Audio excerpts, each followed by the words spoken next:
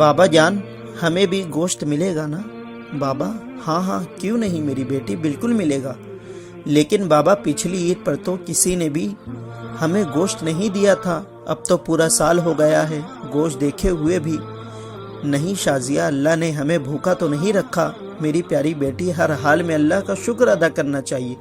Doctor साहब कुर्बानी के लिए बड़ा जानवर लेकर आए हैं और मास्टर जी भी तो बकरा लेकर आए हैं। हम गरीबों के लिए ही तो कुर्बानी का गोश्त होता है, अमीर लोग तो सारा साल गोश्त ही खाते हैं।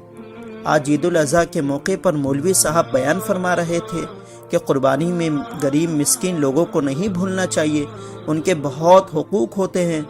खैर, शाजिया का बाप भी नमाज अदा करके घर पहुंच गया। घंटा भर इंतज़ार करने के बाद शाजिया बोली, बाबा अभी तक गोश्त नहीं आया। बड़ी बहन राफिया बोली, चुप हो जाओ शाजी, बाबा को तंग ना करो। वो चुपचाप दोनों की बातें सुनता रहा और नज़रअंदाज करता रहा। काफ़ी देर के बाद भी जब कहीं से गोश्त नहीं आया तो शाजिया की माँ बोली, सुनिए, मैंने तो प्याज टमाटर भी काट दिए हैं, लेकिन कहीं से भी गोश्त नहीं आया। कहीं भूल तो नहीं गए हमारी तरफ गोश्त भिजवाना? आप खुद जाकर मांग लाए। शाजिया की माँ, तुम्हें तो पता है आज तक हमने कभी किसी से मांगा नहीं, अल्लाह कोई ना कोई सबब पैदा करेगा। दोपहर गुजरने के बाद शाजिया के इसरार करने पर पहले डॉक्टर साहब के घर शाजिया के अब्बू गए और बोले, डॉक्टर साहब मैं आपका पड़ोसी हूँ, क्या कुर्बानी का गोश्त मिल सकता है? ये सुनना था कि डॉक्टर साहब का रंग लाल पीला होने लगा और हिकारत से बोले, पता नहीं कहाँ कहाँ से आ जाते हैं गोश्त मांगने। फिर धड़ाम से दरवाज़ा बंद कर दिया।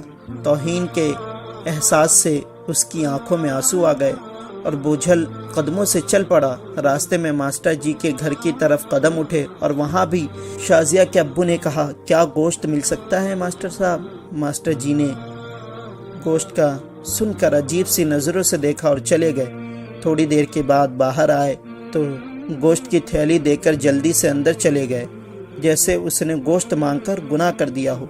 घर पहुंचकर देखा तो सिर्फ उस थैली में हड्डियां और चर्बी थी। खामोशी से उठकर कमरे में चले गए और खामोशी से रोने लग गए।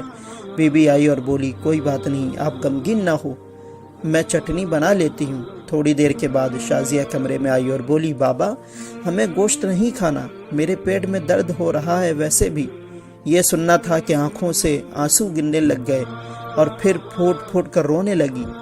लेकिन रोने वाले वो अकेले नहीं थे, दोनों बच्चियां और बीबी भी आंसू बहा रही थी। इतने में पड़ोस वाले इकराम की आवाज़ आई, जो सब्जी की रेहड़ी लगाता था, अनवर भाई दरवाज़ा खोलो।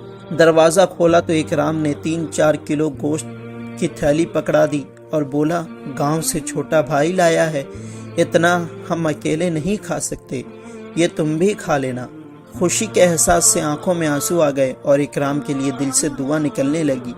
गोश्त खाकर अभी फारिग हुए ही थे कि बहुत ज़ोर का तूफान आया, बारिश शुरू हो गई, उसके साथ ही बिजली चली गई।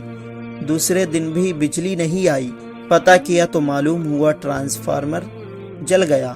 तीसरे दिन शाजिया को लेकर बाहर आए तो देखा कि मास्टर जी और डॉक्टर साहब बहुत सा गोश्त बाहर फेंक रहे थे, जो बिजली ना होने की वजह से ख़राब हो चुका था और उससे कुत्ते खा रहे थे।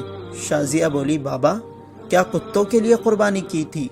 वो शाजिया का चेहरा देखते रह गए और मास्टर जी और डॉक्टर साहब ने ये सुनकर गर्दन झुका ली।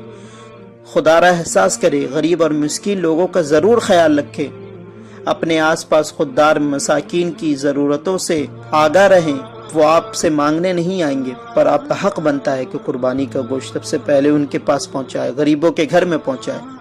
उम्मीद है कि आपको ये वीडियो पसंद आई और इस वीडियो को ज़्यादा से ज़्यादा शेयर करें ताकि कोई गरीब इस कुर्बानी भूखा ना सो पाए।